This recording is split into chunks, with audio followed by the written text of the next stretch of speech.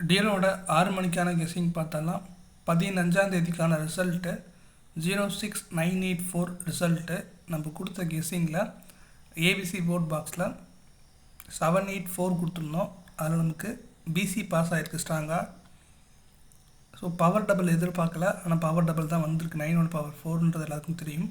So அதில் பார்த்தீங்கன்னா நம்ம கெஸ்ஸிங் வந்து 784 கொடுத்துருந்தோம். ஆனால் இதில் பார்த்தீங்கன்னா 7க்கு பதிலாக நமக்கு 9ஆக வந்துருச்சு.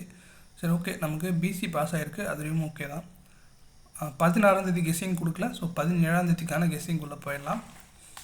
ஆல் போர்டில் நமக்கு 7 அதுக்கப்புறம் 8. ஸோ இந்த 2 நம்பர் நமக்கு கெஸ்ஸிங்கில் கிடச்சிருக்கு ஸ்ட்ராங்காக.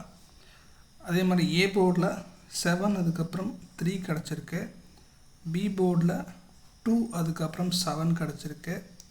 சி போர்டில் 2 அதுக்கப்புறம் 3 கிடச்சிருக்கு. ஏபிபிசிஎஸ்சியில் 2 3 3 2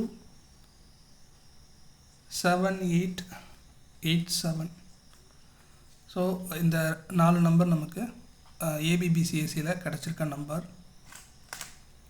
ஏபிசி போர்ட் பாக்ஸில் 2 3 7 அப்படி இல்லைன்னா 7 8 2.